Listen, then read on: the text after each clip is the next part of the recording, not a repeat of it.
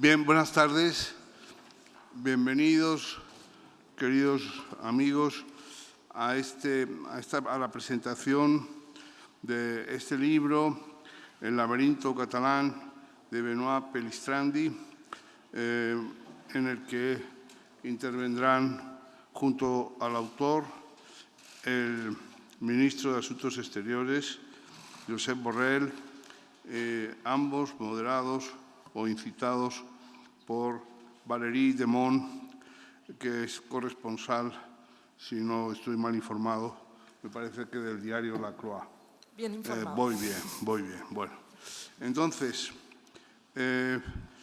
dos palabras solo para agradecerles a ustedes que hayan acudido respondiendo a nuestra convocatoria de Sociedad Civil Catalana y de las organizaciones que nos hemos sumado a esa convocatoria, que ha sido esta casa, Fundación del Diario Madrid, ubicada en un lugar con una fuerza periodística grande, porque aquí estuvo la sede del periódico El Sol, una de las glorias fenecidas del periodismo español, y ahora es sede de la Fundación del Diario Madrid, que no sé si alcanzó tanta gloria, pero sí, desde luego, virtudes, iba a decir heroicas, porque fue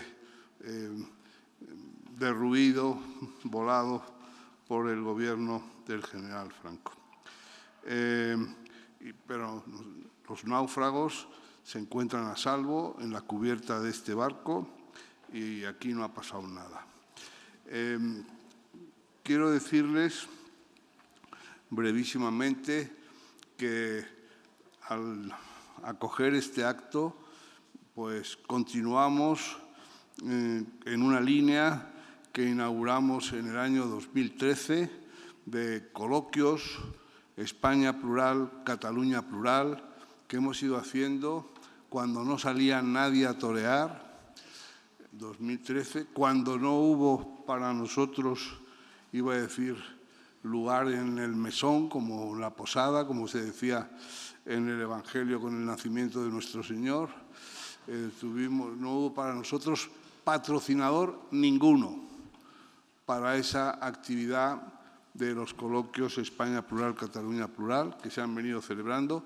Hay ejemplares editados en la mesa esa que está junto a la salida, a su disposición, y si alguno de ustedes quiere alguno que no tiene todavía, lo pueden pedir y se lo haremos llegar.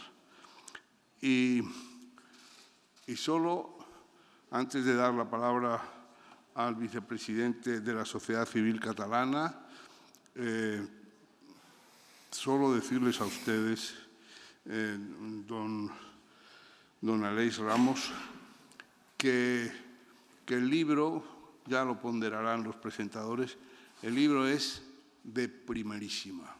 El libro tiene la claridad cartesiana que acompaña a nuestros colegas franceses, es con una capacidad analítica que emociona y al mismo tiempo no es un libro hecho solo desde la distancia, está hecho desde la cercanía, desde el conocimiento, desde la documentación, desde el seguimiento de lo que es y ha sido Cataluña. Y no se enreda, pero su exposición desmonta toda la logomaquia esta en la que nos hemos visto envueltos. De manera que esto me lleva a concluir que muchas veces la excesiva inmersión en los acontecimientos nos quita la lucidez de la media distancia. Nuestro amigo Benoit lo ha hecho con un talento que es muy de agradecer. El libro debería ser, iba a decir, de lectura obligatoria.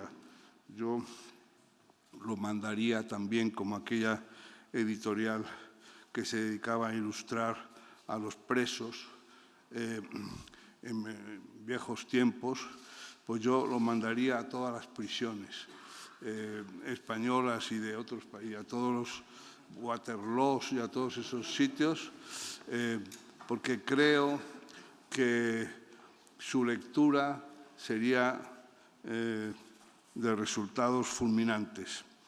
Y con esto, y agradeciéndoles de nuevo que estén aquí con nosotros, veo mucha gente muy ilustre, que no mencionaré para no herir a los que no mencione, y le doy la palabra al vicepresidente Aleix Ramos de Sociedad Civil Catalana, no sin agradecerle, como tantos españoles han hecho, el trabajo maravilloso, el trabajo que están haciendo y las convocatorias que están haciendo, y recordar algunas de ellas, aquellas manifestaciones en Barcelona a las que yo acudí, como acudió e intervino para intervenir con dos discursos memorables el ministro de Asuntos Exteriores, Josep Borrell. Adelante, Alex.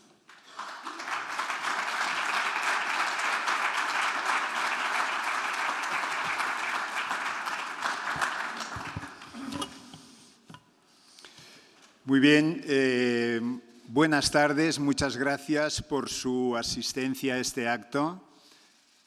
Muchísimas gracias al Diario de Madrid que por enésima vez nos ha acogido en su casa. Gracias a las autoridades que nos acompañáis y sobre todo al autor del libro que hoy presentamos, Benoit Pellistrandi. El ministre Borrell, otra vez en un acto de Sociedad Civil Catalana, se lo agradecemos muchísimo, y la corresponsal Valérie Demont, corresponsal de la Croix, que moderará el acto. Me han dado unos minutos para dirigirme a ustedes y explicarles nuestra entidad, quien no la conozca, en unos minutos, y bueno, eso es lo que voy a hacer. Hoy, como ustedes saben, es el día de Sant Jordi en Cataluña, el día de San Jorge, el día del libro y la rosa. Es un día en el cual Sociedad Civil Catalana en Barcelona ha puesto unas carpas para que 20 autores de libros puedan presentar sus obras. Hay que tener en cuenta que hace 5 años, cuando nacimos nosotros, había escasísimos libros. Había muy poca actividad del constitucionalismo, del unionismo, como se le quiera llamar, que aún no hemos encontrado el nombre apropiado. Bien, Societat Civil Catalana se siente identificada con el análisis realizado por el autor del libro, Benoit. Consideramos que existe el peligro de que el separatismo lleve a Cataluña a una ruina política, a una ruina social y económica. A la mayoría de catalanes no independentistas, como somos nosotros, queremos evitar que esto se acabe produciendo. Hoy hace 5 años, exactamente, un 23 de abril de 2014, nació Societat Civil Catalana. Una plataforma ciudadana compuesta por personas de distintas sensibilidades políticas y personas sin ninguna adscripción política. Y en el Teatro Victoria de Barcelona, cerca de 1000 personas nos congregamos allí y presentamos nuestro manifiesto. Decíamos que la independencia ni la queremos ni nos conviene. Los catalanes no queremos sentirnos extranjeros en nuestra tierra y ante esta grave situación la sociedad civil catalana tiene que despertarse y tiene que hacerse oír. Además, quiere demostrar al resto de España y de Europa que respetamos la ley, la convivencia y somos solidarios con el resto de España. Y queremos serlo. No queremos separarnos del resto de nuestros hermanos españoles. Los abajos firmantes del manifiesto, catalanes y catalanas de orígenes personales y profesionales diversos y de diversas ideologías y con sentimiento identitario plural, nos comprometemos a trabajar por una Cataluña emprendedora en una España moderna y europea. Una Cataluña orgullosa de su historia y sus tradiciones, de su riqueza cultural y lingüística y un modelo de convivencia plural. Por todo ello, llamamos a los catalanes a movilizarse por una Cataluña abierta en una España diversa de todos. Esto decíamos hace 5 años. Hasta ese momento, en el 2014 y antes, imperaba la ley del silencio en Cataluña. ¿Sabéis lo que es? Un grupo hegemónico impone su poder, básicamente político, al otro grupo que no se atreve a hablar. Esto nos ocurría en Cataluña. ¿Por qué? Debido al entramado político y social y económico construido durante 35 años. El programa 2000 de Jordi Pujol y Convergencia se llevó a cabo y lo hicieron profesionalmente bien. De tal manera que consiguieron que mucha gente de buena fe se ha creído algo que hace ni 7 u 8 años teníamos un 15% de independentismo y en 5 años ha pasado del 40%. No voy a entrar en profundidad, lo importante hoy es el libro, pero creo que es importante que nos conozcáis más si cabe, si ya nos conocíais. Existía un sector político hegemónico con el control de las instituciones y sigue existiendo, a pesar de no ser una mayoría social. Desde entonces, Societat Civil Catalana ha conseguido que más de 22.000 personas se hayan hecho simpatizantes y colaboradoras de Societat Civil Catalana. Con su política de expansión ha crecido hasta alrededor de 30 agrupaciones territoriales en Cataluña, en el resto de España e internacionales. Además, dispone de 12 agrupaciones sectoriales de salud, enseñanza, juristas, infraestructuras, jóvenes, tercera edad o seniors, como les gusta llamarse a ellos, comunicación y artes escénicas, cultura, trabajadores, funcionarios y sindicatos, economía y empresa, seguridad y prevención, donde tenemos los policías, aparte de los Mossos d'Esquadra, los nacionales, Guardia Civil, son agrupaciones que nos aportan su visión. Siempre intentamos explicar el better together de la situación, a pesar de que tenemos silencio total y allí nos cuesta expresar nuestro mensaje y nuestra voz. A nivel de Sociedad Civil Catalana Internacional tenemos alrededor de 150 personas voluntarias, gente, funcionarios, profesionales, profesores, que están estructurados en 16 agrupaciones o antenas en el resto del mundo. Ellas son fundamentalmente Bruselas, es el grupo más activo, Reino Unido, Suiza, en Washington tenemos una antena, Luxemburgo, Francia, Italia, Portugal, Alemania, Polonia, en Praga, Canadá, Nueva York, Miami, Shanghái y ahora vamos a abrir una antena en Rumanía y Croacia. Hemos organizado centenares de actos, apariciones en medios, televisión, radio, prensa, movilización constante en la calle a través de 15 carpas por toda Cataluña. Hoy tenemos varias de ellas.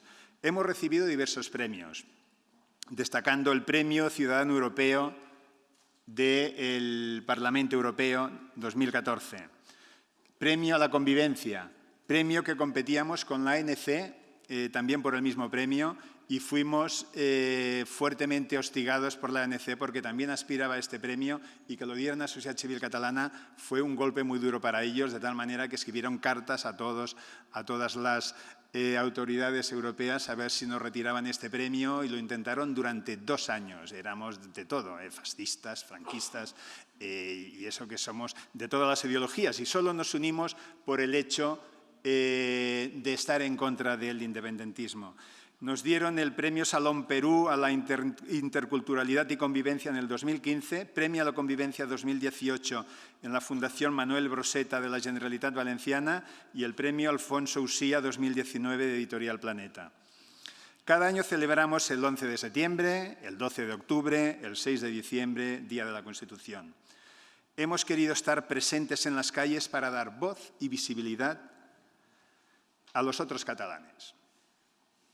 Catalanes españoles que no quieren separarse del resto, como os he dicho, de sus hermanos españoles. En el año 2017 organizamos 3 grandes manifestaciones. Una, el 19 de marzo del 2017, con el lema «Paremos el golpe». Se veía venir, la hoja de ruta estaba fijada, estaba marcada y la desobediencia el desacato, la confrontación era evidente y nosotros ahí ya hicimos una primera manifestación de unas 16.000 personas. Para nosotros era un gran hito porque habíamos conseguido que lo que ellos decían de «els carrers sempre seran nostres», los grupos, estos independentistas más radicales, creen que las calles son suyas como un elemento de que os decía antes de la espiral del silencio. Nosotros creíamos que aquella manifestación tenía que ser mucho más grande. Yo en ese momento, como vicepresidente primero de Societat Civil Catalana, asumí el compromiso, como vamos repartiendo tareas, de hacer una manifestación mucho más grande que aquella, pero contando con todos los partidos políticos, con todas las entidades, con todas las instituciones. Y a partir de aquel momento de marzo nos pusimos en marcha. El verano 2017 diseñamos esa gran manifestación que tenía que ser el 30 de septiembre, un día antes del 1 de octubre. En septiembre nos reunimos con altos representantes de los partidos políticos en el Parlamento catalán y tuvimos que desistir de hacer esa manifestación el 30 de septiembre.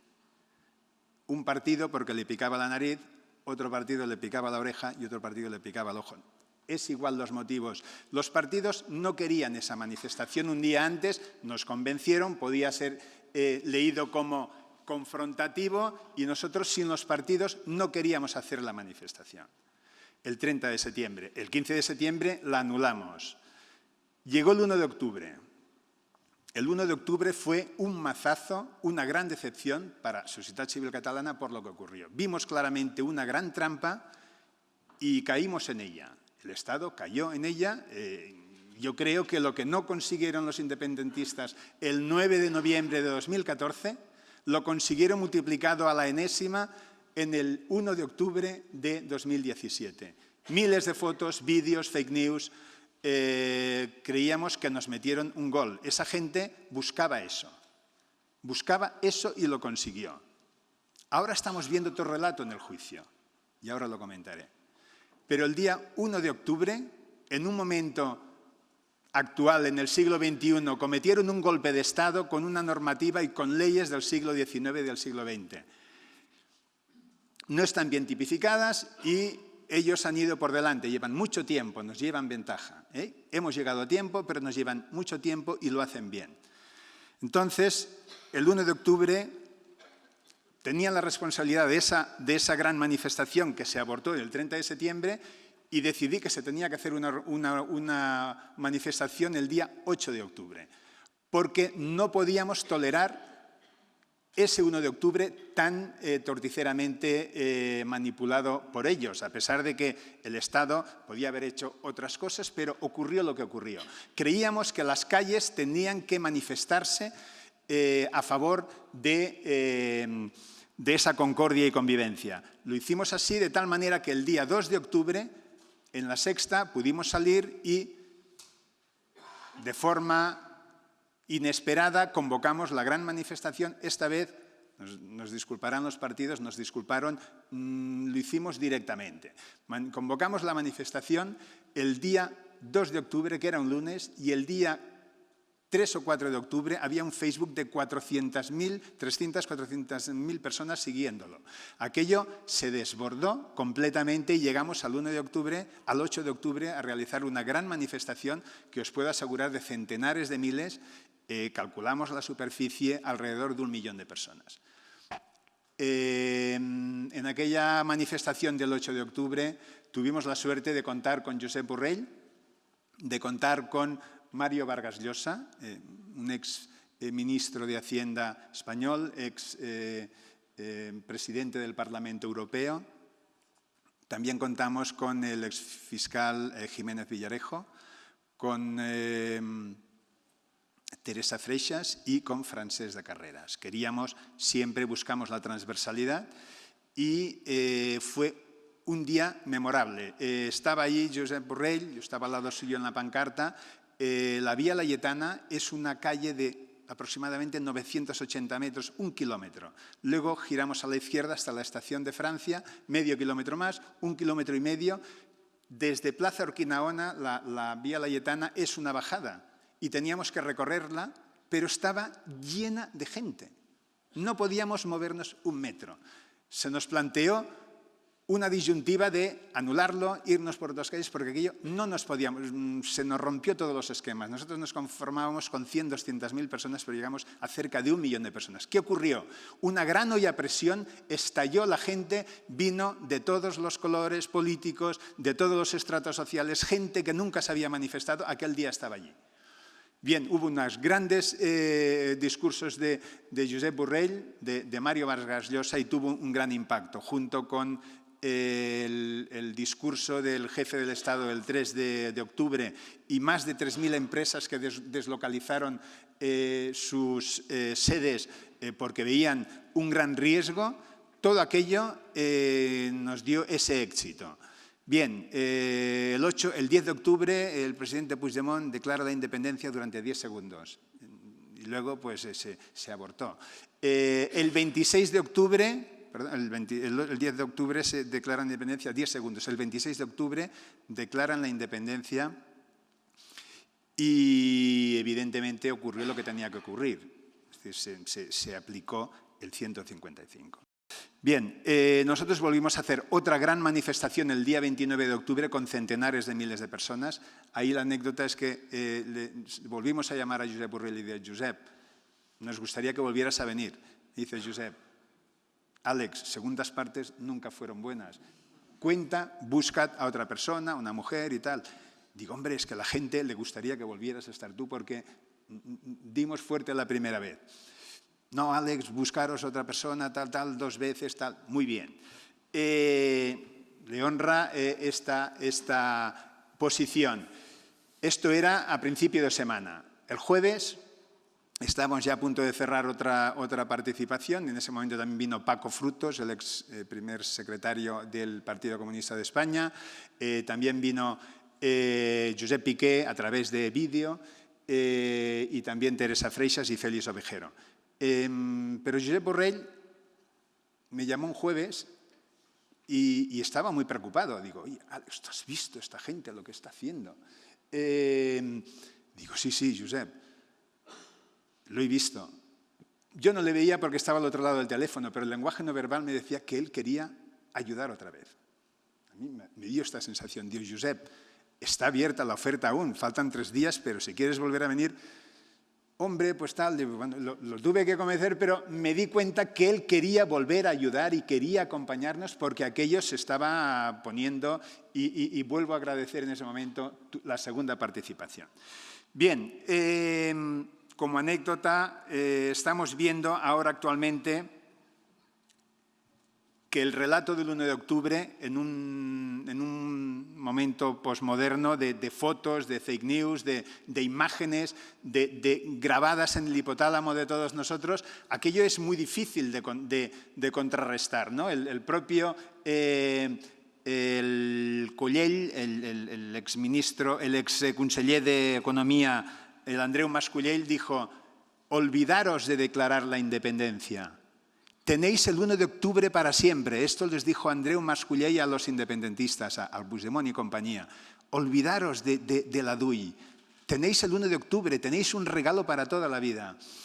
No le hicieron caso y declararon la DUI y ahí vino el 155. ¿Qué quiero decir con esto? Que luego vino lo que vino y ahora estamos viendo otro relato en el juicio que se está celebrando en el Tribunal Supremo. Otro relato. Vemos unos funcionarios que lo único que nos están explicando es que un mandato judicial les envió a las escuelas para recoger algo que eran unas urnas, se estaba celebrando un acto ilegal, simplemente iban a hacer esto. Y había unos funcionarios públicos que tenían que utilizar en algún momento la fuerza para que esos funcionarios judiciales obtuvieran esas urnas. Evidentemente que se podía haber hecho otras cosas, pero hoy estamos viendo otro relato a cámara lenta. Es muy difícil contrarrestar las fotos del 1 de octubre, pero estamos viendo otro relato. Nos engañaron y estamos viendo otra cosa. Estamos viendo otra cosa y hay que sacar partido de eso y hay que saberlo vender. Bien, además afirman que la democracia está por encima de la ley, pero todos sabemos que sin ley y sin Estado de Derecho no hay democracia. Llegados hasta este punto, estoy deseando oír al Benoit Pellestrandí, al ministro Borrell y la moderadora Valérie Demont, que nos hemos coincidido en otros actos. Muchísimas gracias. Yo no quiero perder la oportunidad de presentarles a ustedes Societat Civil Catalana. Todo lo que hacemos necesitamos la colaboración de personas, tanto desde el punto de vista personal como desde el punto de vista de colaborador, como desde el punto de vista de colaborador económico. En la página web de Societat Civil Catalana pueden entrar ustedes y estamos encantados. Tenemos una agrupación en Madrid, serán muy bienvenidos para la colaboración que ustedes puedan hacer. La económica también, por supuesto. Quiero aprovecharlo porque necesitamos recursos para tirar adelante. La ANC y Òmnium tiene 20 veces más recursos que nosotros. Nos cuesta mucho combatir con ellos, pero ahí estamos dando la lata. Pregunta, al terminar el libro me queda un poco con una duda, porque lo titula El laberinto catalán, entonces yo diría hay una posición quizás más optimista, al final del laberinto hay una salida del túnel con la luz y puede haber una interpretación quizás un pelín más pesimista, que se dé vueltas y que estamos en un callejón sin salida. Bueno, muchas gracias. Antes de empezar quiero dar las gracias por este acto porque jamás pensé que cuando escribí este libro iba a tener tanto eco en España, porque sé que en España hay casi saturación de este tema. Este libro es un libro para franceses. Era para explicar lo que pasaba en España, que era gravísimo, porque es impresionante ver el desconocimiento que los vecinos tienen de la realidad española. Y yo he visto a muchos franceses metidos en la vida política, conociendo los mecanismos jurídicos de la vida de las sociedades, diciendo, no, es normal que voten los catalanes, que tienen derecho a voto. Es decir, que había un sesgo y no se entendía la gravedad de la crisis que evidentemente ponía en jaque no solamente al Estado democrático español, sino, es la tesis que defiendo, a la propia idea de constitución. Y eso entonces me parece también muy llamativo porque es una característica para otras crisis que tienen lugar en Europa. Lo he titulado El laberinto catalán en homenaje naturalmente al famoso libro de Gerard Brennan, El laberinto español. Como historiador contemporaneista de España, debo reconocer que no tengo la distancia absolutamente objetiva como tendría que ser de los positivistas alemanes. Yo admiro la historia de España, la historia reciente, estos 40 últimos años, donde había un país que ha salido de una dictadura, que ha salido de una guerra civil con unas consecuencias crueles, duraderas, algunas escondidas, vividas en familia, otras más mediatizadas, que ha sabido construir una democracia que ha luchado durante casi 40 años contra el terrorismo de ETA, desde el Estado de Derecho, y que además se ha integrado en Europa siendo euroentusiasta. Con lo cual, evidentemente, yo reconozco que valoro este discurso que dice que la historia reciente de España ha sido una historia bastante brillante y sobre todo que había dado, perdonadme la expresión, pero vais a entender, había dado la vuelta a la tortilla. Era una tortilla fracasada, la historia de España del siglo XIX y principios del siglo XX, y después otra vez tenemos una España que juega su papel en Europa, en el mundo, y una sociedad española que mejora, y que mejora de manera absolutamente espectacular. Entonces, evidentemente, España había sabido salir del laberinto. Y para salir del laberinto había 3 compromisos. El compromiso democrático, el compromiso de la descentralización y el compromiso con Europa. Pues bien, la crisis catalana, la crisis catalana quebraba el pilar esencial de la descentralización y del pacto democrático. Y entonces era un poco eso la idea. Y decir que cuando justamente para salir del laberinto histórico heredado del siglo XIX y del siglo XX, el catalanismo político o los catalanismos políticos o las fuerzas políticas en Cataluña habían colaborado con las fuerzas políticas y habían sabido contribuir de manera absolutamente decisiva a la democratización de España. Y me parecía entonces muy grave que desde Cataluña, con esta aventura, con esta casi, me permitiría decir, farsa, pues se iba a reconstruir un laberinto y se iba entonces a volver, como después de un terremoto, a poner a aflorar estructuras geológicas negativas para España. Entonces, y no lo digo porque está el ministro aquí, pero es verdad que yo he valorado enormemente la decisión que el gobierno ha tomado de llamar el aeropuerto del Prat Josep Tarradellas. Yo esta mañana me hace ilusión aterrizar en el aeropuerto Adolfo Suárez y me parece evidente que Adolfo Suárez Josep Tarradellas pues es una lección de historia y una lección de política. A mí lo que me llama la atención y lo que suelo intentar explicar a mis estudiantes en estos años donde hemos perdido la fe en la política, donde se suele valorar de manera muy negativa la política, pues la política a veces conduce a lo peor y otras veces a lo mejor.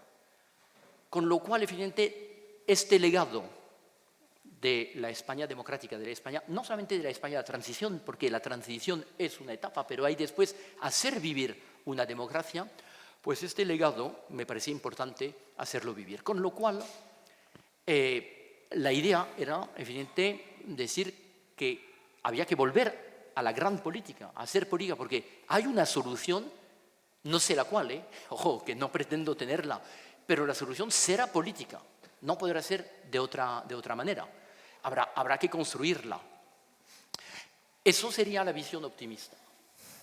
La visión pesimista, naturalmente, es que cuando ya a base de pasiones, de mentiras, de encerramiento, de ceguera, es muy posible también que la crisis catalana dure, se instale y que entonces pues, se convierta en un problema duradero y que fragiliza naturalmente a España.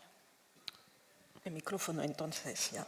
Escribe Benoît, hilando con lo que acaba de decir, escribe que Cataluña sirve de tótem para avivar las pasiones y añado ahí, habla también de una deriva racista, del separatismo catalán en su libro. Piensa que es pasajero, fruto de estas emociones justamente, o que puede ser reconducido o que es más profundo.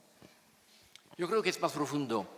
Casi llamaría a la famosa fórmula del presidente Mitterrand, le nationalisme c'est la guerre. El nacionalismo es la guerra. ¿Por qué, evidente, he hablado de esta deriva? Porque al final, estudiando todos estos temas, hoy en día, ¿qué es Cataluña? Pues casi no podría contestar. Con lo cual es muy grave, porque ya entiendo los que me van a criticar, me han dicho, habrá escrito un libro sobre Cataluña y no sabe lo que es Cataluña. Porque Cataluña se ha convertido evidentemente en un tótem. Es una palabra, sin más. Y solamente existen amigos o enemigos, es decir, la teoría schmittiana de la política, y eso no es política, es guerra civilista. Solamente hay amigos o enemigos. Cuando la política es, al contrario, construir a partir de intereses contradictorios una fórmula que sirva al bien común. Y sabemos, evidentemente, que esta construcción depende de una relación de fuerzas que el electorado define cada X años. Hay una deriva. A mí me chocó profundamente, y lo digo en la conclusión, cuando se dio el balance de los atentados de Barcelona y Cambrils el 17 de agosto. El consejero de Interior, el conseller de Interior de la Generalitat de Cataluña, dio el balance hablando de 4 catalanes y 4 españoles. Y recuerdo que en Francia, en 1980, el primer ministro Raymond Barre, en los atentados de la Rue Copernic, había dicho: los terroristas han intentado asesinar a judíos y han matado a franceses inocentes. Y fue, la gente se quedó muy chocada porque la fórmula era absolutamente inadmisible. ¿Y por qué en Europa? ¿Por qué en Europa no se ha dicho nada cuando unos dicen que han muerto 4 catalanes y 4 españoles? Y dentro de los españoles que han muerto, había un señor que había vivido 47 años en Cataluña y que muere en las Ramblas por un acto terrorista. Entonces, eso naturalmente es una deriva racista. Y yo, quizá de manera demasiado cartesiana, creo, es decir, el pueblo catalán quizá exista como realidad cultural, pero no existe como realidad política. Si mañana un ciudadano de Badajoz se muda a Barcelona, podrá ejercer su derecho a voto, porque tiene la ciudadanía española. No existe una ciudadanía catalana que permite decir que entonces van a votar los catalanes y no van a votar los no catalanes. ¿Quién da los derechos? ¿Los territorios o la Constitución? El hecho de ser ciudadano. Y me parece que aquí los europeos no se han dado cuenta de la gravedad de lo que estaba pasando en Cataluña. Porque el problema es que estas ideas no eran ideas de algunos grupos minoritarios, eran ideas asumidas por un gobierno que tiene su legitimidad desde la Constitución. Es decir, que en eso estaba ya rayando la no constitucionalidad. Entonces, yo soy efectivamente muy pesimista porque este discurso que valora lo catalán, pero de manera mágica, de manera imaginada, de manera fantaseada, me parece ser un riesgo grave para la convivencia en España. Y se nota, se nota. Es decir, que para cualquier persona que sigue la vida política española, como lo intento hacerlo desde fuera, evidentemente hemos visto las consecuencias que ha producido la aparición de nuevos discursos, de discursos que enfrentan los españoles entre sí. No hace falta. Una parte de su libro se dedica de manera bastante detallada a la génesis del catalanismo a finales del siglo XIX, una época durante la cual el nacionalismo español también empieza a ser problemático, escribe. ¿Cree que una parte del problema empieza ahí tan lejos, en una especie de desequilibrio? Sí, lo que he intentado hacer en el libro, hay 3 capítulos, es un libro corto, es lo que llamo Génesis de una crisis, 1978-2018, donde explico evidentemente la contribución decisiva del catalanismo político a la transición democrática y al funcionamiento de la vida democrática española. Explico también la propia dinámica política de Cataluña, la importancia de las elecciones del 2003, el tripartito, que cambian las coordenadas políticas en ese sitio. También el debilitamiento del Partido Socialista Obrero Español a nivel nacional en el 2011, que provoca, es la interpretación que hago, que provoca el asalto de los nacionalistas a este brazo articulador que era el Partido Socialista entre Cataluña y el resto de España, que lo debilitan. Pensar que el Partido Socialista Obrero Español hacía el 45% de los votos en las generales del 2008 y que creo que queda el 16% en unas autonómicas en el 2012 o 13 o 15 o algo así.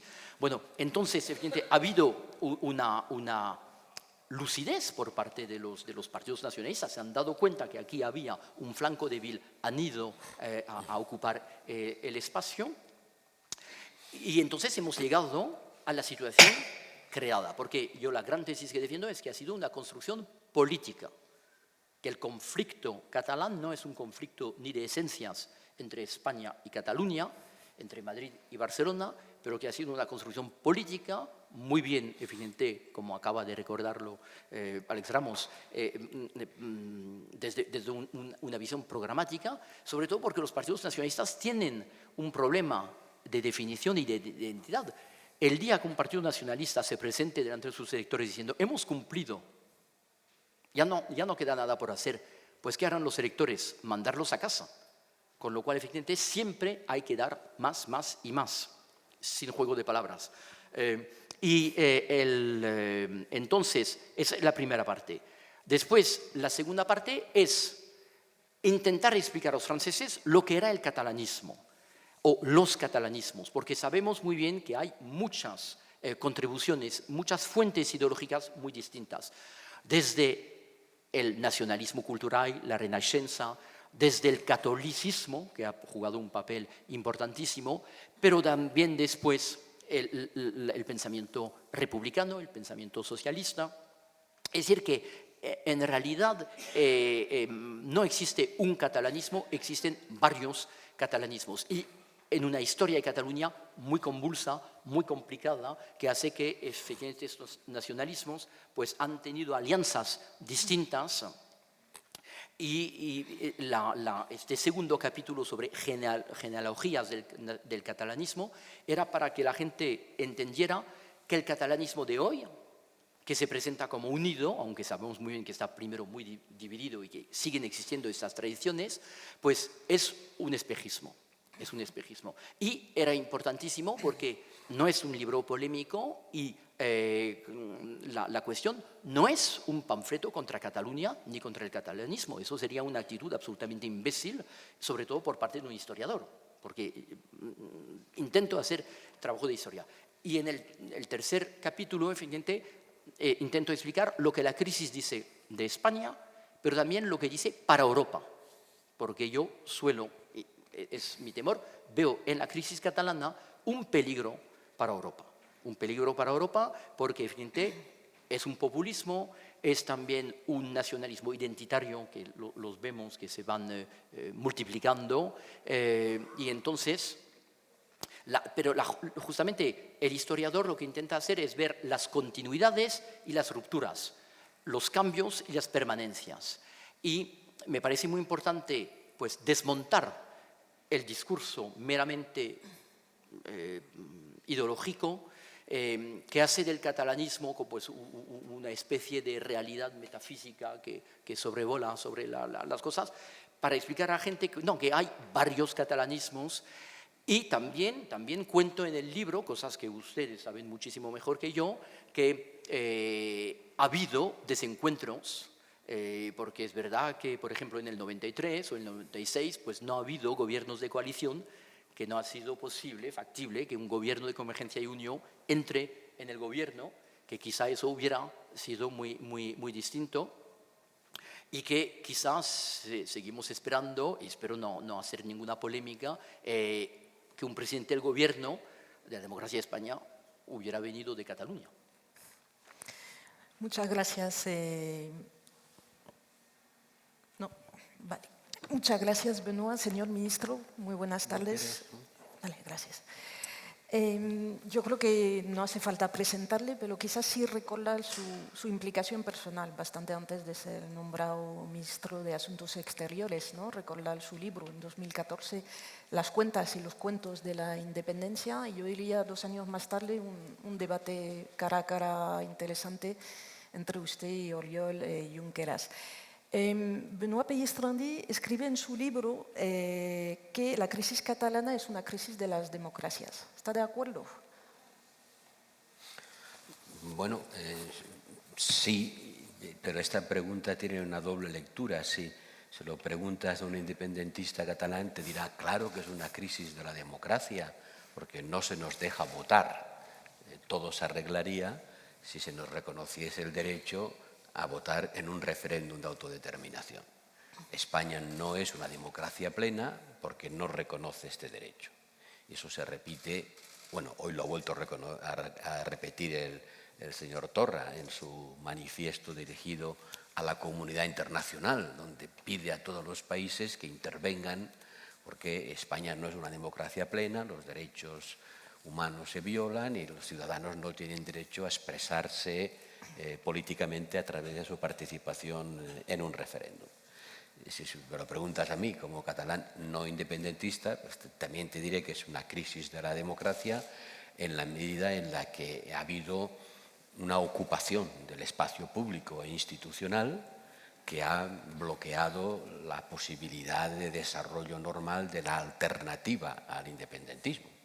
Ha habido una, en sentido gramsciano de la palabra, ha habido una actitud hegemónica del independentismo que ha controlado todos los resortes de la sociedad, los económicos, los culturales, los mediáticos, los institucionales, hasta el punto de que era normal en el mundo decir los catalanes quieren la independencia, porque no parecía que hubiese ninguno que no lo quisiera, ¿no? De manera que sí, se puede decir, pero creo que la versión adecuada es la segunda, una crisis democrática en la medida en que se ha adulterado el normal funcionamiento de la democracia. Cuando uno ve cómo son los medios de comunicación públicos en Cataluña, los públicos, la mera existencia de una mainmise, de un control tan grande sobre un medio de comunicación público ya en sí representa una crisis democrática. No creo que en un país democrático se pudiera tolerar que un medio de comunicación público tuviese un sesgo tan absoluto como tiene TV3, ¿no? Hablando de Europa, hay un punto en común, ¿o no?, entre la crisis catalana, el Brexit y los chalecos amarillos. Con los chalecos amarillos no se me había ocurrido, la verdad. Quizás sí, con respecto al Brexit, a mí me parece que la analogía es completa, ¿no? Porque responde al mismo patrón de comportamiento. Primero, Bruselas nos roba, ¿no? Si nos vamos, tendremos mucho más dinero. 350 millones de libras a la semana es el rédito de la separación de Europa. Y cuando ves los vídeos que utilizaron los partidarios del Brexit, son espectaculares, están magníficamente bien hechos, ¿no? Cómo se ve que el dinero sale del Reino Unido, se convierte en hospitales en Europa, y con el Brexit los ladrillos de los hospitales se vuelven al Reino Unido y se convierten en hospitales en el Reino Unido. Es realmente un ejercicio plástico muy... Los 350 millones son los 16.000 millones de Cataluña, ¿no? Madrid nos roba, nos vamos y tendremos más dinero. Segundo, el repliegue en soi, ¿no? Le repli en soi. Solos nos lo montamos mejor, que es el discurso del take back control. Nos vamos y controlaremos mejor nuestras fronteras, controlaremos mejor nuestro papel en el mundo, no tenemos que ir a Bruselas a que nos den permiso para nada. Take back control. És lo mismo que en Cataluña, ¿no? Sols nos organitzem millor. ¿Para qué tenemos que depender del resto de España? Nosotros somos otra cosa y nos organizamos mejor si somos independientes. Y esas dos fuerzas son las que han conducido la situación de que una parte de la población se ha decantado por el Brexit o por la independencia. Una tercera razón, en el Reino Unido, pues hemos hecho algunas horas en Europa, sabemos que desde que entraron en la Unión Europea, todos los días los tabloides y la mayoría del discurso político era para explicarles a los británicos que Europa era una birria, vamos, que estar en Europa era una desgracia, que ojalá, vamos, denigrar a Europa ha sido el deporte nacional del Reino Unido. Denigrar a España ha sido el deporte nacional del independentismo catalán. España es un Estado fallido, España no tiene remedio, cuanto antes nos vayamos, mejor, ¿no? Un poco lo mismo, ¿no? Denigrar a la Unión Europea, pues a base de denigrarla, cuando le preguntas a la gente si se quiere ir, te dicen sí, claro, faltaría más. Y en Cataluña se ha denigrado la misma idea de España, su historia, su esencia, y se sigue haciendo, ¿no? De una manera terrible. Después de estar todo el tiempo denigrando a España, es difícil pensar que surja un affectio societatis hacia España por parte de una parte importante de la sociedad catalana, ¿no? Estamos en elecciones, no puedo resistir a preguntarle algo. ¿Si cree que el nacionalismo catalán ha despertado un nacionalismo español? Sí, claro. Ayer lo vimos en el debate. Ayer creo que se vio claramente y supongo que esta noche lo volveremos a ver. Ha habido un contrachoque de nacionalismos. La gente se harta de ver quemar su bandera, insultar a su jefe de Estado, silbar a su himno. La gente llega a un momento en que esto le produce un evidente malestar y basta con que alguien encienda una cerilla para provocar un incendio. Y hoy Vox tiene mucho que ver con la reacción en contra de un nacionalismo catalán que pues, ha denigrado la idea de España y ha generado la respuesta tanto castiza, ¿no? De aquí estamos, ¿no? No diré que sea la única causa, pero tiene mucho que ver. Muy bien, pues vamos a pasar a las preguntas. Muchas gracias a los dos. Podéis seguir preguntando durante el coloquio también, o sea, yo creo que tenemos unas media hora más o menos, hay tiempo. Señor ministro, pregunta, ¿el tema catalán definirá las elecciones del 28 de abril? ¿Sí que, perdón? Si el tema catalán va a definir las elecciones del 28 de abril. Hombre, hay otros temas, ¿no? Afortunadamente hay otros temas que supongo que tendrán también mucha influencia, pero el debate de ayer estuvo dominado en muy buena medida por este tema, que impide que se discutan otros, impide que se discutan otras. Ayer la palabra Europa no se pronunció una vez, para nada se habló de Europa, cuando todas las políticas están profundamente condicionadas por la pertenencia a Europa, parecía que no estábamos en Europa, ¿no? Ni siquiera se habló mucho de la inmigración, o sea, de los temas que son claramente candentes. Al final todo era si se estaba a favor o en contra de romper a España. No sé cuánto influirá en los electores, pero desde luego el debate está siendo muy mediatizado por esto. Y eso evidentemente nos impide discutir, es como el Brexit, ¿no? El Brexit nos impide discutir de otros problemas que tenemos los europeos. En España el Catalexit nos impide discutir de otros problemas que tenemos los españoles. Sí, justamente en relación con eso me parece que una de las consecuencias de esta crisis democrática que hay en Cataluña es que justamente al convertirse el debate político en monotemático, ya no existe esta horizontalidad que permite distinguir a la derecha y la izquierda, y solamente hay una verticalidad que permite justamente hacer de Cataluña una realidad que lo controla todo, y eso es gravísimo porque justamente destruye las diferencias ideológicas, intentando hacer converger todo el mundo en un mismo camino hacia la tierra prometida, la independencia, y eso tendrá consecuencias gravísimas, porque es realmente, vuelvo a utilizar la palabra, es un espejismo.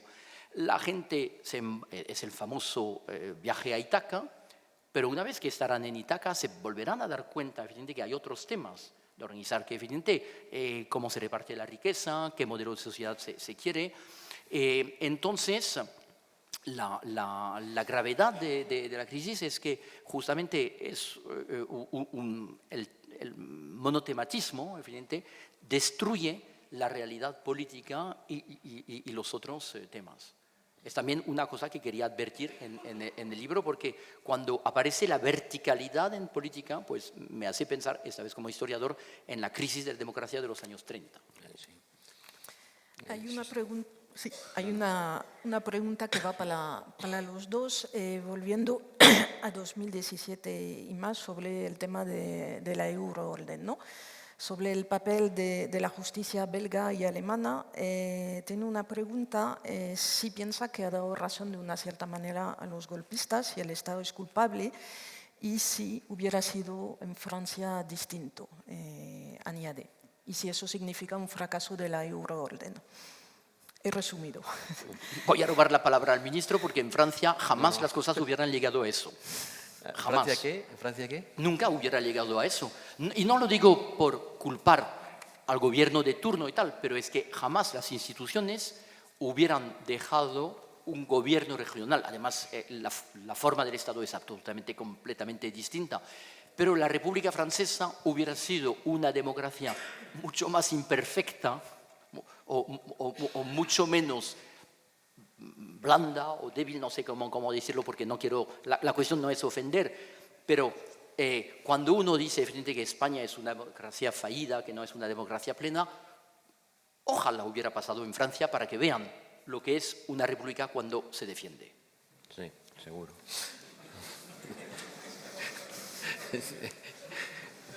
Sí, no, la República es de armas tomar, la República. Sí, en Francia no se hubiera llegado tan lejos, yo creo que en ningún país europeo.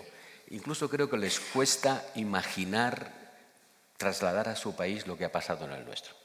Hablas con un alemán y le cuentas que cómo hubiese vivido algo parecido en Alemania, le cuesta entenderlo, porque no está fuera de sus coordenadas políticas y constitucionales, ¿no? Bueno, podríamos hacer una larga discusión sobre la euroorden. La euroorden es un instrumento que significa un proceso importantísimo en las relaciones entre Estados en el ámbito jurisdiccional. No echemos el bebé con el agua del baño, ¿no? Antes esas cosas se arreglaban entre ministros del Interior, ¿no? Y ahora se arregla entre jueces. Hemos dado un paso importante en la construcción de un espacio judicial europeo.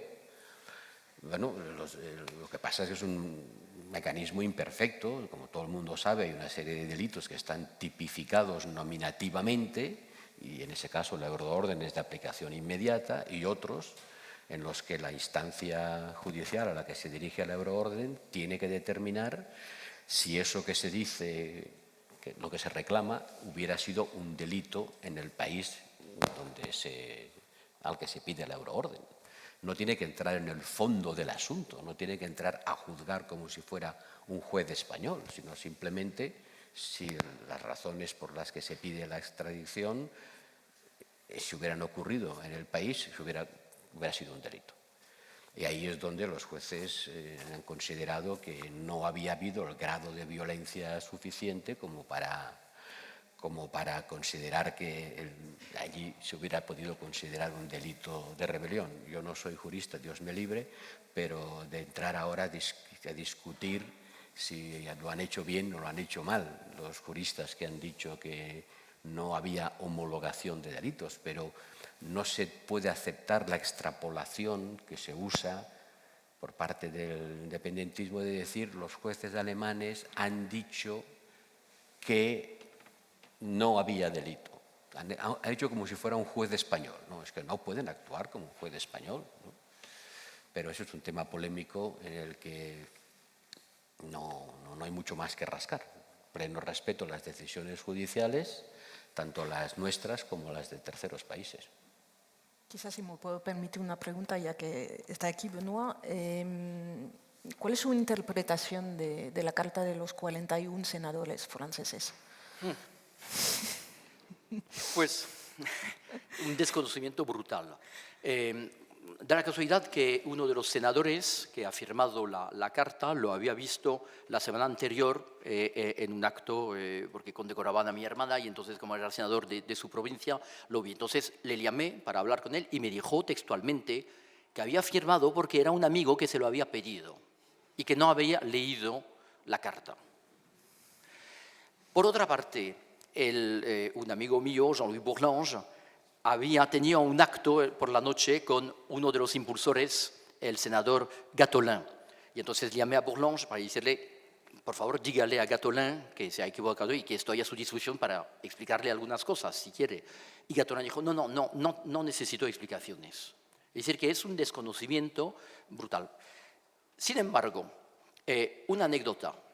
La editorial de Claire Brouwer, su casa madre, tiene sede en Perpiñán.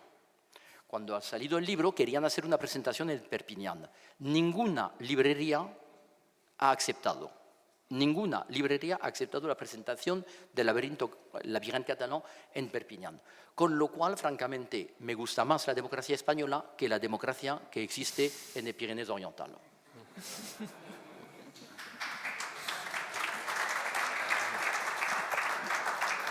Este fenómeno que llamas del desconocimiento de los senadores franceses, para nuestra desgracia, no ocurre solo en Francia. O sea, hay un desconocimiento muy grande de la realidad jurídico-política española y de lo que está pasando aquí. Y los senadores franceses, no solo en único caso, ni mucho menos, vamos, podía dedicarme a enumerarlos, pero no les quiero hacer propaganda. Pero vamos, hay cantidad de casos. Ayer en Portugal un grupo de diputados, algunos del Partido Socialista, pues escriben una carta más o menos en la misma línea, ¿no? Y el que fue candidato a la presidencia de la República Francesa, Benoît Hamon, ¿no? que va a venir a visitar a los presos políticos, según él, y dice la típica cosa que sorprende, ¿no? Es decir, no quiero ingerirme en los asuntos internos españoles, pero me cuesta entender que los españoles crean que este problema lo va a resolver una sentencia judicial. Pero ¿quién le ha dicho a Benoît Hamon que los españoles creemos que esto lo va a resolver una sentencia judicial? ¿Pero quién ha dicho que pensamos eso? Más bien al contrario, la sentencia lo va a complicar. No lo va a resolver, lo va a complicar. Pero a ninguno de los que está aquí pensamos que el problema se va a resolver con la sentencia del Supremo. Por Dios, ¿cómo dicen esas cosas? Lo que pasa es que la justicia no puede permanecer indiferente ante hechos presuntamente, digo presuntamente, delictivos, ¿no? Pero eso de es un problema político, no se puede resolver sino políticamente. Bueno, sí, vale, de acuerdo, vale, ya sabemos que es un problema político, tú lo has dicho y estamos todos de acuerdo. Pero la esfera política no impide que haya una dimensión judicial a los acontecimientos que se han producido. Y luego, después de un año de estar peleando en el frente exterior, he llegado a la conclusión de que a la izquierda del Partido Socialista, de los partidos socialistas en toda Europa, los partidos antisistema, por llamarlos de alguna manera, empezando, incluso incluyendo a los verdes en ellos, hay un claro posicionamiento a favor de la idea de que en España nuestra democracia no es perfecta, los presos son políticos, los catalanes deberían poder votar. Ese producto, a la izquierda del Partido Socialista, Die Linke es el típico ejemplo. La izquierda alemana, la izquierda del Partido Socialdemócrata, está en esta posición, muy en esta posición. Yo creo efectivamente que cuenta mucho este legado histórico, porque también se tiene una visión pues romántica de esta historia y entonces muchos han aceptado la historia de que Cataluña ha sido la última en ser batida por Franco. Yo suelo recordar en Francia este famoso cartel editado por la Generalitat durante la guerra: defensar Madrid es defensar Cataluña, porque olvidan toda esa realidad y entonces solamente hay un romanticismo revolucionario que ha sido muy fuerte en la izquierda europea. Entonces Cataluña como un poco pues, la tierra de libertad en España y la democracia española efectivamente imperfecta. Y por otra parte, lo que me llamó mucho la atención fue la ceguera de los medios de comunicación. Hablo de lo que conozco en Francia, porque hace ya algunos años que intervengo para intentar explicar la vida política española, y les decía, ojo, que el tema catalán se nos viene encima y tal. Y no había ningún interés, y se han interesado por el 1 de octubre. Y la cuestión del 6 y 7 de septiembre no ha interesado a nadie y tal. Y entonces, fíjate, a partir del 1 de octubre, y ha habido un mes intenso desde el punto de vista mediático, hasta que ha habido otros temas. Pero, como lo ha dicho el ministro, es que es muy difícil pensar, ponerse en sitio de esos españoles e intentar mentalizarse de lo que está pasando. Es decir, primero, el sistema del Estado de las Autonomías está muy poco conocido, la realidad de la descentralización española está muy poco conocida, la realidad de la vida política dentro de las comunidades autónomas está muy poco conocida, y entonces, evidente, este desconocimiento ha hecho que se ha vendido el relato nacionalista. Solamente queremos votar. El senador Osulias, que parece ser es el inspirador de la carta, del manifiesto ese, dice es que el derecho a voto es una cosa fundamental. Y yo le he mandado una carta que ha quedado sin respuesta, pidiéndole si como senador le hubiera gustado que el presidente Macron anunciara una reforma constitucional sin pasar por el Parlamento, pero haciendo un referéndum. Pues él, naturalmente, como senador, hubiera protestado y hubiera hecho bien. Eso pasó casi en el 69 con el general de Gaulle. Entonces, hay reglas democráticas parlamentarias, y eso la gente no quiere entrar en una cosa que no es complejo en realidad, porque no es adentrarse en unas cosas tan complicadas, es solamente entender cómo funcionan los mecanismos políticos de una sociedad eficiente, democrática. Yo he explicado en la televisión francesa y en la radio francesa que en Cataluña se había votado 30 y tantas veces, entre las generales autonómicas, municipales, los referéndums para Constitución del 6 de diciembre del 78, pero también para los referéndums de aprobación de los estatutos. Con lo cual, decir en el 2017 que España no es una democracia plena, pues era evidente una mentira que era necesaria combatirla. Dos preguntas que voy a juntar que van en el mismo sentido. Se habla de diálogo y de negociación, también de aplicar el artículo 155. Si desde su punto de vista, ¿cuál sería las mejores opciones? Y la pregunta añadida que va un poco, ¿cómo se podría desactivar para que el movimiento independentista evite el victimismo. No, son dos preguntas que van un poco, ¿qué soluciones se pueden aplicar? Un poco. Bueno, el 155 es una medida de excepción, pensada para una situación excepcional, que es cuando se viola una norma por parte de la autoridad autonómica y la autoridad federal interviene para exigir su aplicación. Tiene toda la lógica del mundo, ¿no? La autoridad federal debe poder intervenir cuando una parte federada no cumple con las leyes que están a su cargo hacer cumplir. Pueden ser leyes muy importantes o pueden ser leyes de menor cuantía, pero cuando una norma no se hace respetar por parte de una autoridad del nivel subestatal, pues el nivel federal tiene que intervenir. Es una típica norma que uno piensa que no se debería aplicar nunca, pero cuando llega el momento de aplicarlo, pues hay que aplicarla. Probablemente, con una cierta visión retrospectiva, se hubiera debido aplicar los días 6 y 7 de septiembre.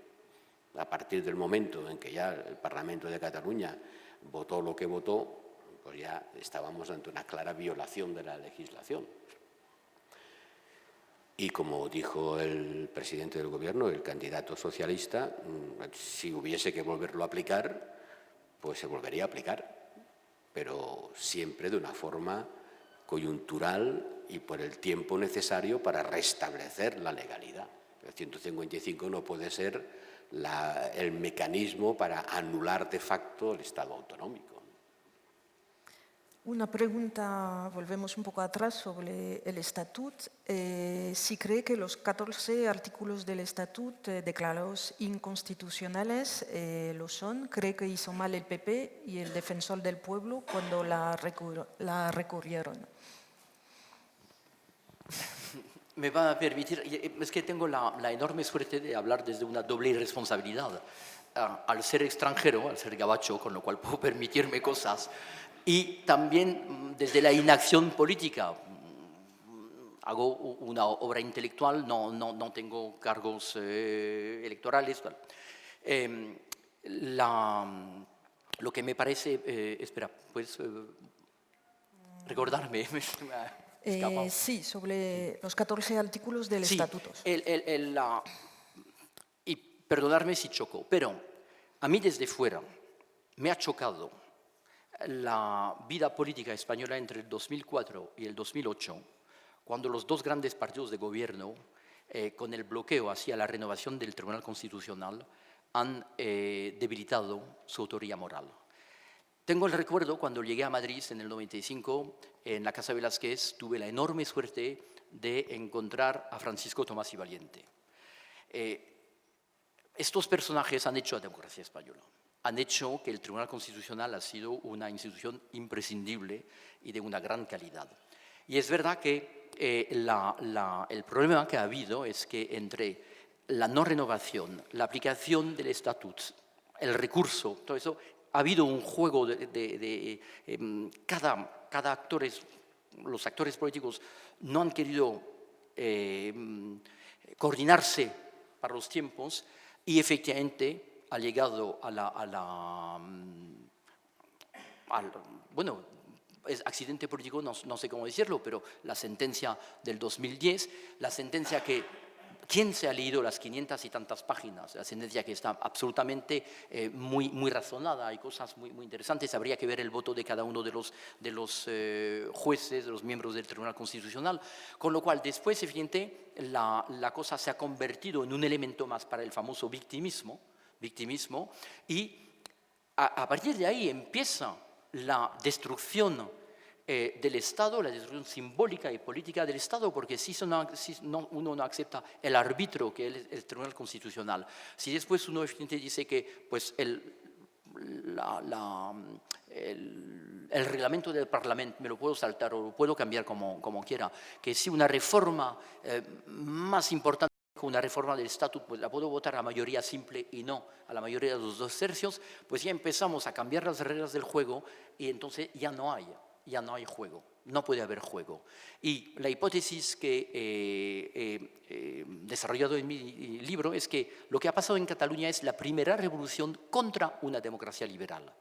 Una cosa que nos tendría que sorprender a todos, porque normalmente en la historia contemporánea pues hemos luchado para evidentemente conseguir más derechos, para conseguir más seguridad jurídica para el ciudadano y tal. Y eso era el movimiento de la historia. Y de repente la crisis catalana pues evidentemente se hace saltar unas seguridades jurídicas, porque ya no hablo de ser independentista o no independentista, eso es el debate político, eso se puede hacer. Pero lo que se ha desmantelado es las reglas del juego, las normas de un juego democrático y las seguridades que permiten a cada ciudadano no estar en una situación de indefensa o de indefensión hacia el Estado o lo que representa el Estado. Y eso me parece que ha sido lo más grave que ha pasado entre 2010 y 2017. Y a partir de ahí también, evidentemente, hemos contestado sobre el victimismo, pero después de haber trabajado sobre el nacionalismo catalán, y no me pretendo especialista, pero porque lo he visto desde el funcionamiento, es un nacionalismo victimista, evidente. Es un nacionalismo victimista. Una vez más, lo digo desde la audacia de la juventud que ya no tengo, pero ha habido el momento de los nacionalismos. Algunos estados-nación se han subido. Cataluña ha perdido el tren. ¿Por qué ha perdido el tren? Sería toda una historia que hacer. Quizá porque efectivamente no era su tren. No era su tren. Y hoy lo que me llama la atención es que vemos en los mecanismos culturales, políticos, es químicamente puro. Es decir, estamos en el siglo XIX. Estamos en el siglo XIX, pero lo que no ha habido es un Metternich en España. España no es una cárcel de los pueblos y ha faltado mártires. Intentan construirlos, pero en realidad no lo ha sabido. Y entonces, ahí, a partir de ahí, es donde veo que el relato se convierte en farsa. Pero los elementos son químicamente puros de un nacionalismo decimonónico, de lucha contra un imperio, pero eso en la España plurinacional y democrática de la Constitución del 78, pues no funciona. ¿Cree que, le voy a pedir que se moje un poco, cree que los grandes partidos españoles no lo han visto a tiempo, salvo excepciones? Pues yo creo que una cosa que ha pasado, lo he dicho cuando he aludido a la crisis del Partido Socialista en Cataluña y en España, es muy llamativo que ver en las últimas elecciones que los dos grandes partidos de gobierno que han hecho la democracia española suman menos del 40% en Cataluña. Es decir, que la derecha española no ha sido capaz de tener una submarca en Cataluña como existe la CSU en Baviera. Hablo de eso, pero ya sé que las cosas son distintas, pero hubiera podido ser. También porque sé perfectamente que Convergencia y Unión no quiere comprometerse con el gobierno a nivel nacional. Y por otra parte, evidentemente, la crisis de la socialdemocracia, que tiene muchas otras razones, pero que cronológicamente ha coincidido con eso, es decir, que ha coincidido porque los nacionalistas han visto la debilidad de la socialdemocracia y entonces han querido llenar el hueco que dejaba. Entonces, sí, efectivamente, ha habido una situación donde los dos grandes partidos, pues, no voy a decir que han abandonado Cataluña, pero sí han abandonado el relato, la articulación de Cataluña con el resto de España, seguramente, sí.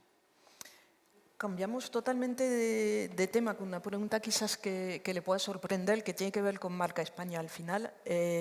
Una pregunta sobre si cree que el Estado debe dedicar recursos económicos públicos privados para producir series y películas para combatir la leyenda negra de España. Por supuesto. Por supuesto. No tengo ninguna duda, ¿no? Vamos a ver, todos los países defienden su reputación, no lo harán, pero todos los países tienen mecanismos institucionales públicos e incentivan la participación del sector privado en presentar una imagen de sí mismo frente a la comunidad internacional. Y lo hacen a veces sin tener a nadie que les ataque.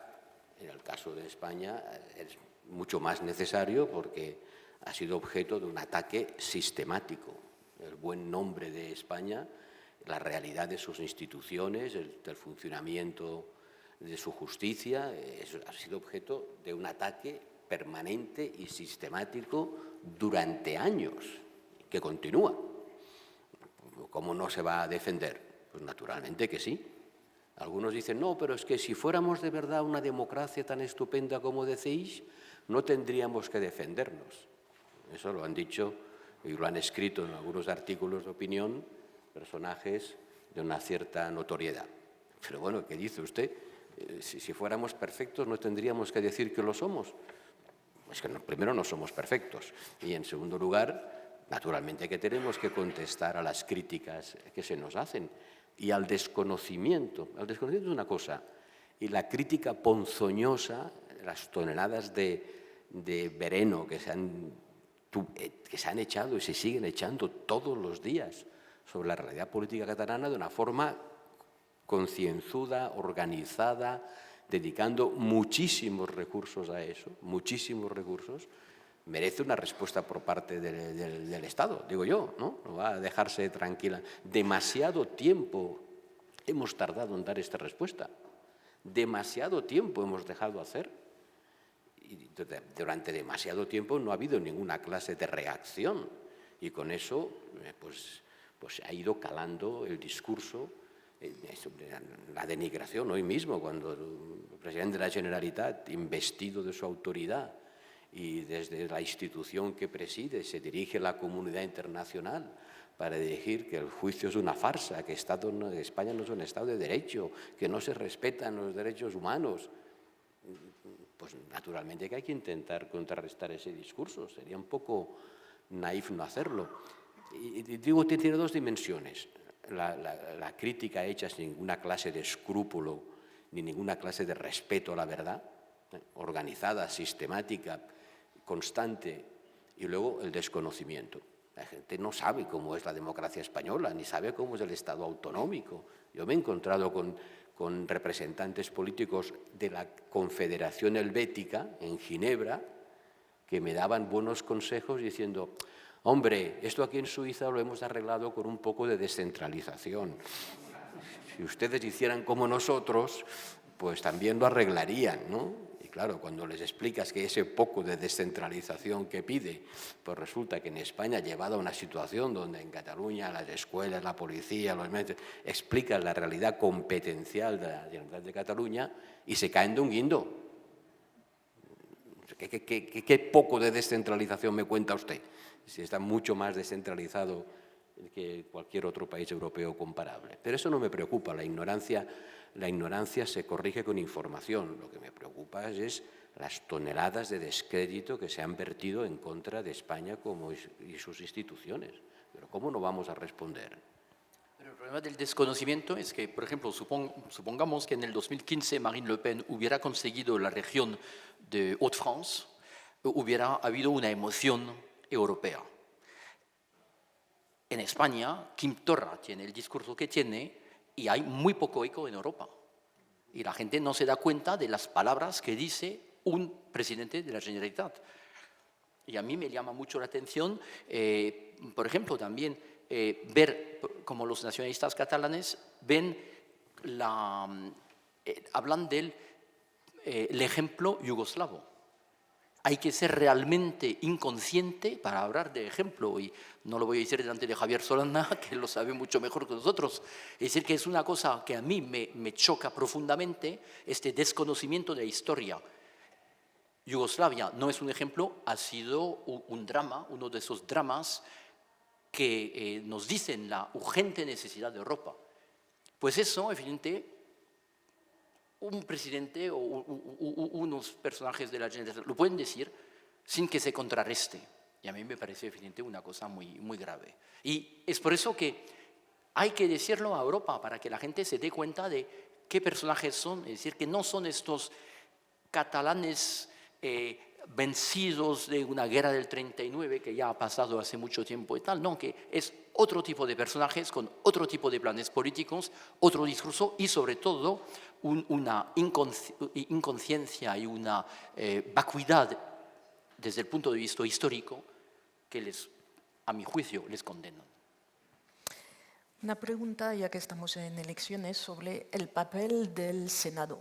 Si se puede conseguir que el Senado sea precisamente el lugar de representación autonómica.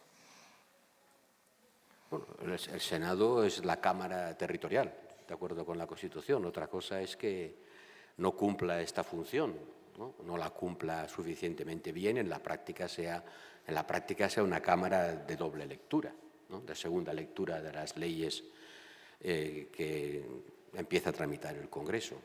Probablemente dar al Senado más funciones desde la perspectiva alemana de una Cámara territorial estaría bien, pero tampoco idealicemos, porque tenemos una cierta costumbre en España a idealizar todas las experiencias extranjeras. Todo lo que viene de fuera está mucho mejor que lo que tenemos dentro. Y en Alemania no hay ningún problema, ¿verdad? En Alemania todo funciona perfectamente.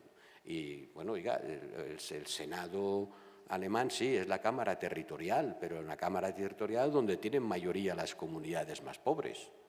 Y, por lo tanto, no se puede esperar del Senado alemán que adopte disposiciones en contra de las comunidades más ricas. O sea que mucho cuidado con establecer cámaras territoriales al estilo de otros países que les van bien a ellos porque tienen, además de esas cámaras, otros equilibrios de poder. Pero sí, seguramente tendríamos una necesidad clara de dotar a la estructura territorial de una representación política acorde con lo que tenemos y con lo que la Constitución establece. Pero este no es un tema que sepa yo, se plantea en los programas electorales que se están discutiendo ahora, si es que se están discutiendo. Benoît, en un momento de su libro escribe que la política catalana se parece a la italiana. ¿Por qué? Y yo añadiría si también la política española se empieza a parecer a la política italiana también. Bueno, yo lo dije porque debo confesar, reconocer simplemente mi deuda hacia los trabajos de los compañeros historiadores españoles y de la prensa española. Yo, para escribir este libro y para seguir la crisis catalana, he leído la prensa española y debo decir que la prensa escrita española ha sido absolutamente fabulosa durante la crisis. Es que había una riqueza intelectual en los periódicos que era impresionante. Y es verdad que me gustan mucho los análisis de Enric Juliana, como siempre muy sutiles, y él hace el paralelismo con la política italiana.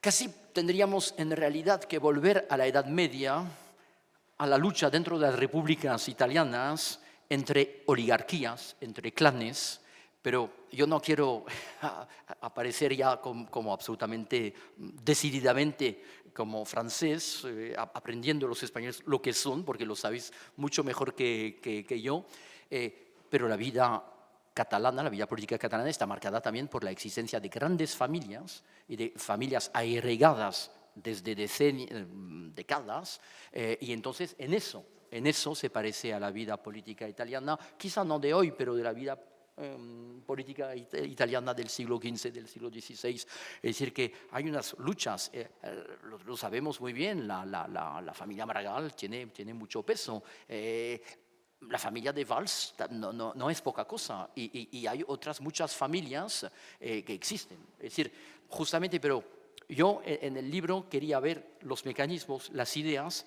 porque si nos centramos solamente en los movimientos brownianos de la vida política, pues evidentemente sabemos que fulano hace tal cosa, que vengano otra y tal, pero perdemos la perspectiva general. Yo lo he hecho desde un punto de vista de historiador y también con un poco la idea no de comparar, pero de intentar saber hacia dónde nos lleva este proceso y cómo se enmarca dentro de una dinámica general española y europea.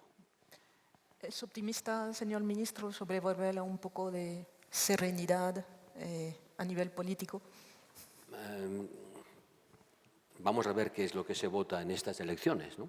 Vamos a ver cuán eficaz ha sido la política de desinflamación, que era necesario intentar slow down, intentar calmar las cosas.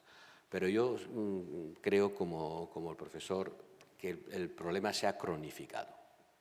O sea, hay una situación de la que no se va a salir fácilmente, porque una parte importante de la sociedad catalana tiene ya una actitud psicológica de divorcio psicológico con España, y la actitud de defender una separación va a ser difícilmente modificable en ese segmento de la población. El problema se ha vuelto crónico.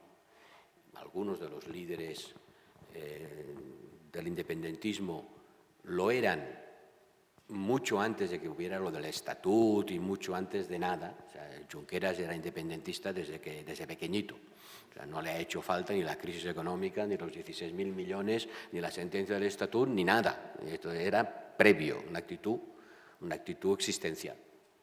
Y eso ha ido tomando cuerpo, ha ido generando un estado de ánimo que además se ha utilizado también el victimismo del 1 de octubre, desde la sentencia del estatut hasta la represión policial, los juicios, todo ayuda a crear un caldo de cultivo en el que bebe una parte importante de la sociedad, que además está bombardeada mediáticamente desde la mañana hasta la noche por el mismo discurso monocorde, y eso acaba conformando los espíritus y va a ser realmente difícil que de repente, no sé por qué arte de magia, esta actitud se modifique.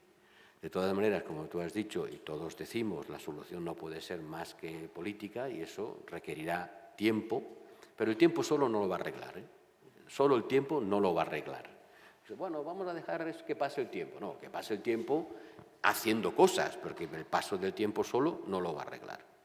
Y lo que hay que hacer pues, es resolver los problemas reales que existen y que tienen solución e intentar deshacer los problemas imaginarios, que como no existen, no tienen solución. Pero hay que deshacerlos, ¿no? Hay que hacerles percibir como lo que son, como problemas imaginarios. Pero mientras el 40% de la sociedad catalana crea a pies juntillas que la independencia le aportaría 16.000 millones extra, pues va a ser muy difícil convencerles de que cambien de opinión. Va a ser muy difícil. Si de verdad creen eso, ¿por qué cambiarían de opinión? Y si siguen creyendo que la Comunidad Europea les va a recibir con los brazos abiertos, bueno, eso ya es más difícil que lo crean, ¿no? Porque después de la experiencia vivida ya es difícil pensarlo. Pero mientras sigan creyendo, porque estamos ya ante un problema de superstición, yo creo que estamos en un problema de superstición, o sea, no estamos ante un problema emocional, es un problema de creer en lo irreal. Pero las creencias irreales, en tanto que son creencias, son muy importantes en la conformación de los espíritus. Y yo creo que en Cataluña tenemos un problema de cronificación de una forma de entender la realidad que va a costar mucho tiempo deshacer. Pues muchas gracias a los dos, señor ministro. Benoît, muchas gracias al público por sus preguntas, aportaciones también. Y gracias a ti por moderarlo.